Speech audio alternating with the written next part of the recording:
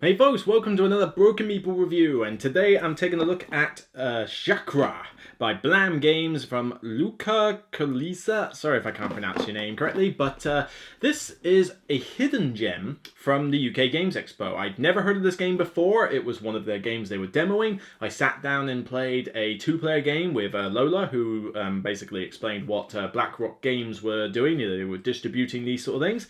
And if you don't know who Blam are, they're a relatively, I think they're based in France, I could be wrong, but they're a small publisher where they last did the best hit, Celestia. If you know Celestia, you know Blam. They do small games, they have a very nice, almost like a whimsical type artwork style, they're generally good gateway level games that I find charming. They're just really charming little games. Well, this is another one from them, and when I saw it on the table, I thought, ooh, that's very pretty. I want to play that. I want to give it a shot. In Chakra, you have to harmonize. I'm going to get this word mixed up all the time. Harmonize your chakra. Essentially, what you're doing is you have a board with all these different nodes in it for the different colors of chakra. There's lore explanations as to what they actually mean, like creativity and that, but frankly, it's orange, yellow, blue as far as you're concerned. And it's kind of like a little puzzle game. You basically draft these gem pieces off another board, and they're different mixed up, and there's some black gems which are not good to have in your chakra. You want to try and get rid of them as much as possible, otherwise they're potentially negative points. And with this is that you draft the beads, you put them into your, essentially a column of all the different nodes, and you're trying to get each node so that it has 3 of its own color. So there'll be 3 spaces in the orange node, and you want to put 3 orange gems in there. Not as easy as it sounds though, because firstly, you're drafting from various columns and you can't mix and match. So one thing might have a blue, red, and a green. It's like, well, I've got to put it somewhere. So do I dump it at the top and let it filter through, or do I put it in one of the other nodes and shift it around? You got to decide. Alternatively, on your turn, you can basically what's called like channel your energy. And essentially what you have is a bunch of tokens. And with these tokens, not only do they allow you to place the beads that you've just taken in the nodes, like specifically, but they also allow you to do various actions with the beads, like move several up, move several down, move one up, one down, move one up 3 spaces. You basically can do lots of different movement. And you can probably get the gist of what this is. It's essentially a puzzle game where you're trying to maneuver these gems in such a way so that you can eventually end up with all the nodes filled with all their respective chakra colors. And, once you've used up your various tokens, the third thing you can do on your turn to meditate allows you to take them all back, as well as this extra little token that reveals you how much they score. Because when you finish the game, each filled chakra center will be worth a certain amount of points, anywhere between 1 and 4, but you don't know necessarily what it's worth until later in the game. Because at first you only know one of them. They're basically represented by a bunch of tokens with secret scoring on them. And as you go through the game, every time you take these tokens back that allow you to do the actions, a bit like taking your cards back in Century Spice mode, that kind of thing. Every time you do that, you take another one of the tokens to say, oh, I know that dark blue is worth 4 points. I really should make certain I get dark blue harmonized before the end of the game. And then you look at another one later, it's like, oh, green's only worth 1 point. You know what? If that falls through, I'm not too fussed. So you get a bit of information, and eventually during the game you'll find out what most of them are. But at what time you find out is quite important, because you might be too late to focus on a particularly high color. But then you're also looking at other players thinking, he's really gunning for the purple over there. I wonder why. He knows what purple's worth, and he's really gunning for it. It's got to be worth a lot of points.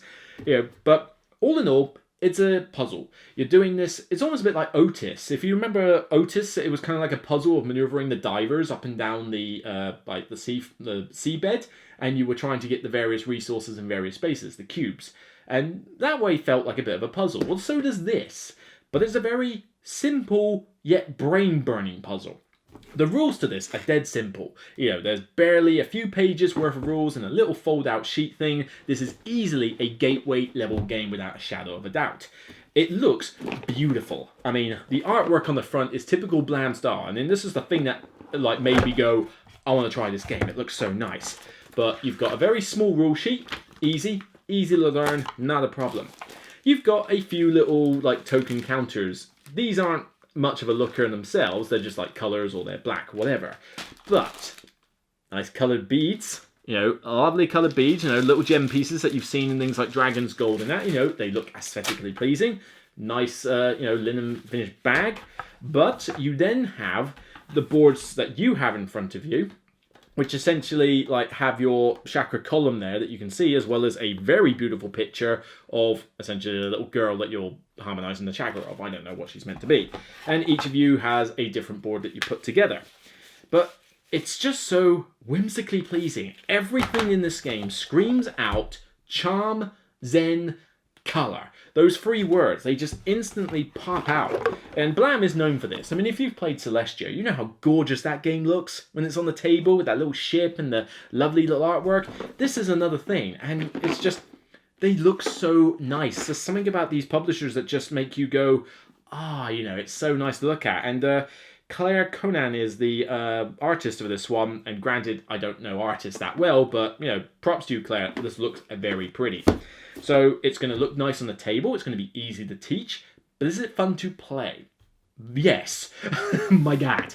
I thought, this is quite a simple game. Is this going to, test my brain? Is it going to test the brain matter here? And within about 5 minutes of starting the game against Lola, it was a head-to-head there, both of us are like, oh my God, ow! It's like, it hurts your brain because you're trying to be efficient with this puzzle. You don't want to spend all your time meditating and taking tokens back if you don't have to. But at the same time, you're like, because you got to leave space for the gems. You can't jump over a node unless it's fully filled with the right color. So if something's blocking your way, you got to get that out of the way and then shift that past. But if I move the blue up, then I can move this purple one down free. It's an entertaining puzzle. You will be thinking the entire game. And so downtime is generally at a minimum because you're going to be thinking, right, well, if I do that first, then next turn I'll do that, and next turn I'll do that, fine. Okay, great.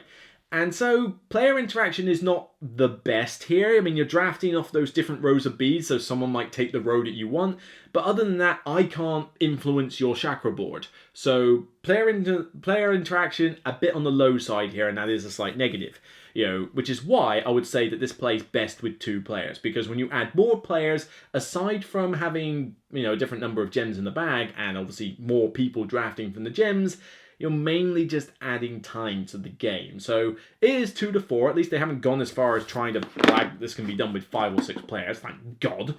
But it will play fine with 4. But I will say, if you're playing with analysis paralysis prone players, suggest another game, because even I was there for like, oh my God, what am I going to think with this? It's not easy to always come up with the moves, and I'm not an analysis paralysis player at all. So you find people like some I know who are like so prone to analysis paralysis it's unreal, they are banned from playing this game. And there were worse instances, but you can be stuck thinking on your turn what you're going to do, especially if someone drafts a set of gems that you wanted, and then you think, oh, great, what am I going to do now?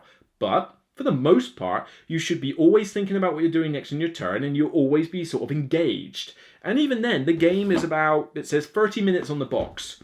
It's about right. 30 minutes for a 2-player game is not unusual.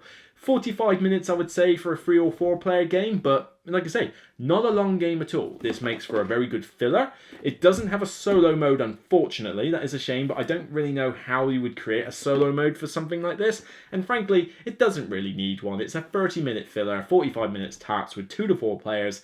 That is gateway level and aesthetically pleasing. What more can I really say about it? It's just a very charming game. As I said, this was a hidden gem at the expo, and I didn't expect it. I'd never heard of it. I just saw it on a table and it just drew me in.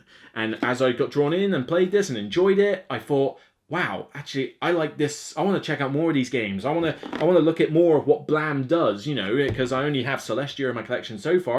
This is going to go along right beside it, but I want to see more of what they do. I like these little charming filler games. So, its replay value is going to be limited because the whole secret scoring thing is only good up to a point. It doesn't exactly change the game dramatically. And you're not going to be seeing new bees, you're not going to be seeing different tokens or actions or anything. So the replay value is limited.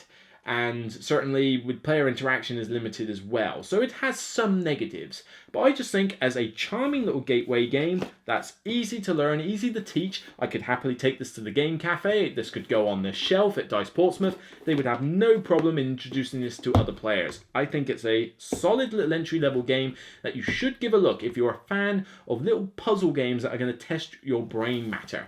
Theme is not exactly the strongest thing here, but it's, you know, it's a nice thematic setting. Well, not thematic. It's a nice setting to use, you know, chakra and the colored beads and everything. But yeah, this is a puzzle game at the end of the day, but it's a very nice, cute puzzle game. You know, definitely deserves props. I give it a decent high 7 out of 10. It's definitely worth your money. It's not an expensive game. It's definitely worth your time to play, particularly if puzzle games are your thing. So that's it for me, and regardless of whether your chakra is all over the shop or perfectly harmonized, just remember, it's only a game, so try to calm down, okay? Take care, and I'll see you on the next Broken Meeple video.